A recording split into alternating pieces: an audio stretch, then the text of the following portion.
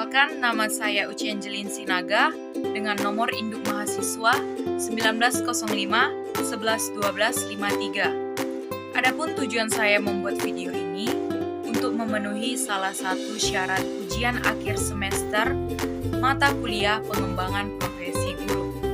Untuk mengetahui perkembangannya atau materinya, silakan tonton video ini sampai akhir. Terima kasih. Nah, pada kesempatan kali ini saya akan menjelaskan tentang tantangan dan problematika profesionalisasi guru. Yang pertama, kita membahas pengertian problema atau problematika yang berasal dari bahasa Inggris, yaitu problematik yang artinya persoalan atau masalah. Sedangkan dalam bahasa Indonesia, problema berarti hal yang belum dapat dipecahkan, yang menimbulkan masalah, permasalahan, situasi yang dapat didefinisikan sebagai suatu kesulitan yang perlu dipecahkan, diatasi, atau disesuaikan. Nah, menurut KBBI atau Kamus Besar Bahasa Indonesia, problematika mempunyai arti masih menimbulkan masalah, hal yang masih belum dapat dipecahkan permasalahannya. Nah, selanjutnya problematika guru. Problematika guru itu bisa dibagi menjadi dua, yaitu dalam problem internal dan eksternal. Problem internal yang dialami oleh guru pada umumnya berkisar pada kompetensi profesional yang dimilikinya, baik di bidang kognitif seperti penguasaan bahan atau materi, bidang sikap seperti mencintai profesinya atau kompetensi kepribadian, dan bidang perilaku seperti keterampilan mengajar, menilai hasil belajar siswa atau kompetensi pedagogik, dan lain-lain. Contoh problem internalnya, yang pertama, menguasai bahan atau materi. Yang kedua, mencintai profesi keguruan. Yang ketiga, keterampilan mengajar.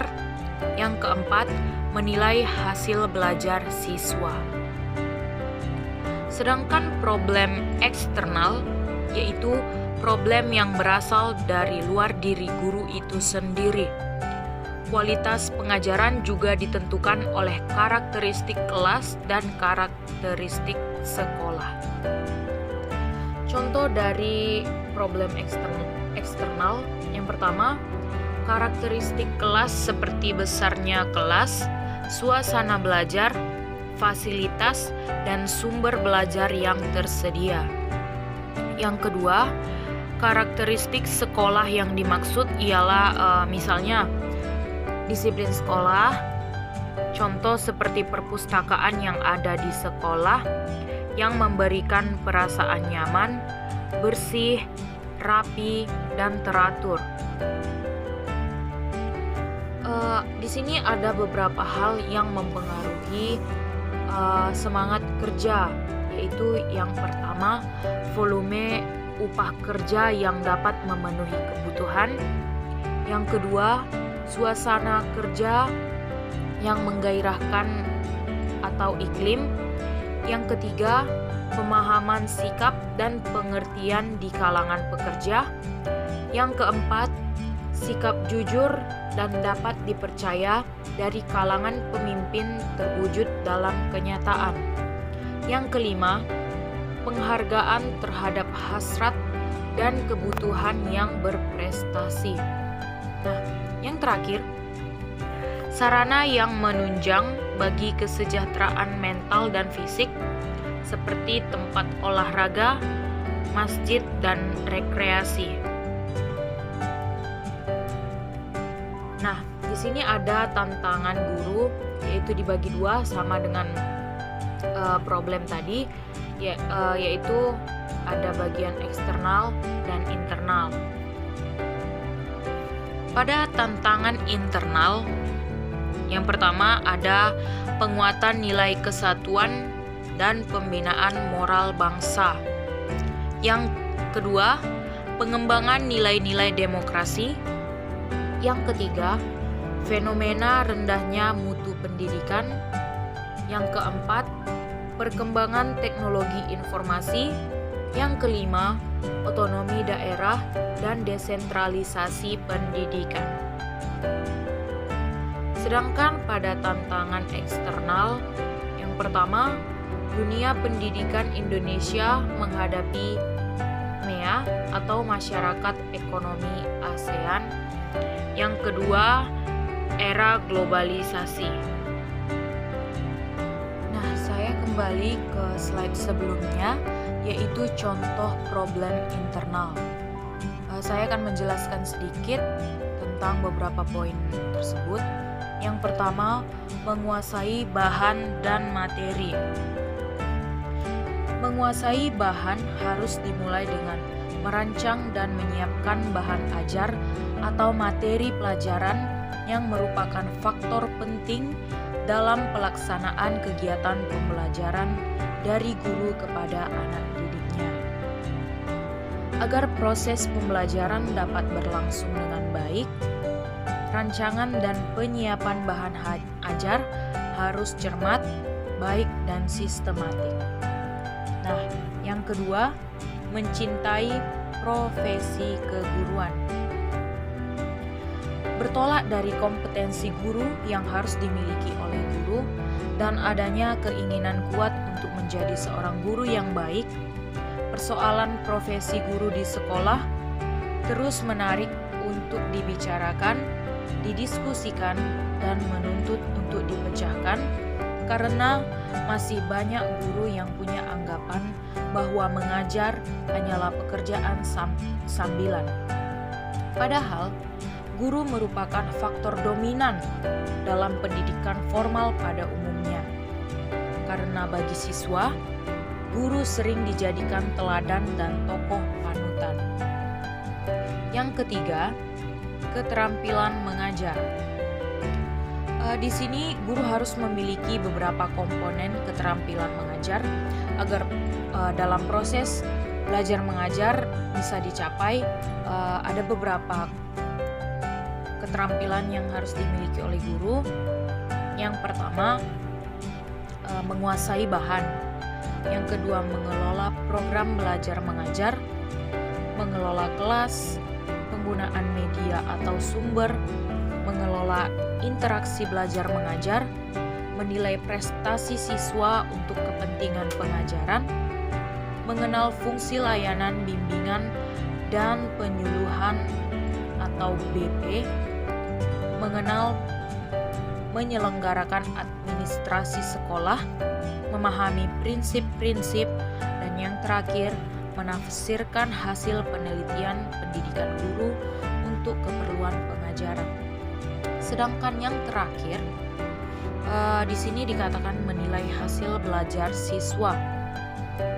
Evaluasi diadakan bukan hanya ingin mengetahui tingkat kemajuan yang telah dicapai siswa, melainkan ingin mengetahui sejauh mana tingkat pengetahuan siswa atau peserta didik yang telah dicapai. Di sini evaluasi memiliki arti yaitu suatu kegiatan yang dilakukan untuk mendapatkan data tentang sejauh mana keberhasilan anak didik dalam belajar dan keberhasilan guru dalam mengajar.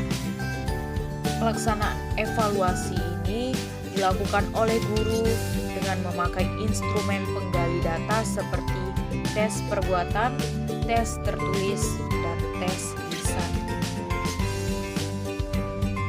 Pada slide yang ini, tantangan internal ada disebutkan penguatan nilai kesatuan dan pembinaan moral bangsa.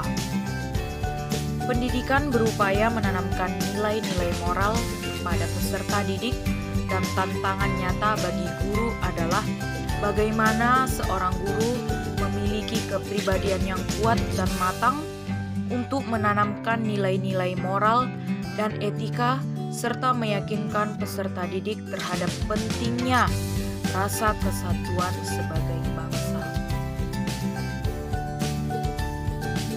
kedua, pengembangan nilai-nilai demokrasi.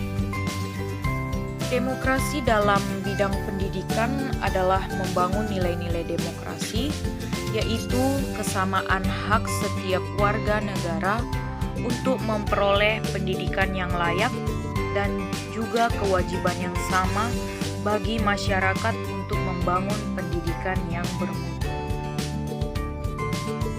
Yang ketiga, dijelaskan fenomena rendahnya mutu pendidikan. Berbagai hasil studi dan pengamatan terhadap mutu pendidikan pada berbagai negara menunjukkan bahwa secara makro mutu pendidikan di Indonesia masih rendah dan bahkan secara nilai rata-rata di bawah peringkat negara ASEAN lainnya. Walaupun demikian, secara individual ada beberapa di antara peserta didik mampu menunjukkan prestasinya di lomba-lomba bertaraf internasional seperti pada Olimpiade Fisika. Untuk mewujudkan masyarakat yang cerdas, diperlukan proses pendidikan yang bermutu dan kunci utama dalam peningkatan mutu pendidikan adalah mutu guru. Yang selanjutnya, perkembangan teknologi informasi. Dalam rangka meningkatkan profesionalisme guru, terjadinya revolusi teknologi informasi merupakan sebuah tantangan yang harus mampu dipecahkan secara mendesak. Adanya perkembangan teknologi informasi yang demikian akan mengubah pola hubungan guru dengan murid, teknologi instruksional, dan sistem pendidikan secara keseluruhan. Dengan adanya revolusi informasi harus dapat dimanfaatkan oleh bidang pendidikan sebagai alat mencapai tujuannya dan bukan sebaliknya justru menjadi penghambat. Dan yang terakhir, otonomi daerah dan desentralisasi pendidikan. Kini, paradigma pembangunan yang dominan telah mulai bergeser ke paradigma desentralistik. Sejak diundangkan Undang-Undang Nomor 22/1999 tentang pemerintah daerah, maka menandai perlunya desentralisasi dalam banyak urusan yang semula dikelola secara sentralistik. Menurut Djokroamidjojo, bahwa salah satu tujuan dari desentralisasi adalah untuk meningkatkan pengertian rakyat serta dukungan mereka dalam kegiatan pembangunan dan melatih rakyat untuk dapat mengatur urusannya sendiri. Ini berarti bahwa kemauan berpartisipasi masyarakat dalam pembangunan, baik itu termasuk dalam pengembangan pendidikan, harus ditumbuhkan dan ruang partisipasi perlu disebarluaskan. Dan slide yang terakhir ini tentang tantangan eksternal. Yang pertama, dunia pendidikan Indonesia menghadapi MEA atau Masyarakat Ekonomi ASEAN. Pada tahun 2015, Kesepakatan Masyarakat Ekonomi ASEAN atau MEA atau Pasar Ekonomi ASEAN mulai berlaku. Kesepakatan ini tak hanya berdampak pada sektor ekonomi, tetapi juga sektor-sektor lainnya. Tak terkecuali pendidikan sebagai modal membangun sumber daya manusia yang kompetitif. Era perdagangan bebas ASEAN harus disambut oleh dunia pendidikan dengan cepat agar sumber daya manusia Indonesia siap menghadapi persaingan yang semakin ketat dengan negara-negara lain. Dan yang kedua, ada disebutkan era globalisasi. Kecenderungan kehidupan dalam era globalisasi adalah mempunyai dimensi domestik dan global, yaitu kehidupan dalam dunia yang terbuka dan seolah tanpa batas, tetapi tanpa menjunjung tinggi nilai-nilai budaya. dengan situasi kehidupan demikian akan melahirkan tantangan dan peluang untuk meningkatkan taraf hidup bagi masyarakatnya, termasuk para guru yang profesional. Kehidupan global yang terbuka seakan-akan dunia seperti sebuah kampung dengan ciri perdagangan bebas, kompetisi, dan kerjasama yang saling menguntungkan, memerlukan manusia yang bermutu dan dapat bersaing dengan sehat. Dalam melakukan persaingan, diperlukan mutu individu yang kreatif dan inovatif. Kemampuan individu untuk bersaing seperti itu hanya dapat dibentuk oleh suatu sistem pendidikan yang kondusif dan memiliki guru yang profesional dalam bidangnya. Nah, segitu saja penjelasan dari saya. Apabila ada kesalahan, saya mohon maaf. Terima kasih.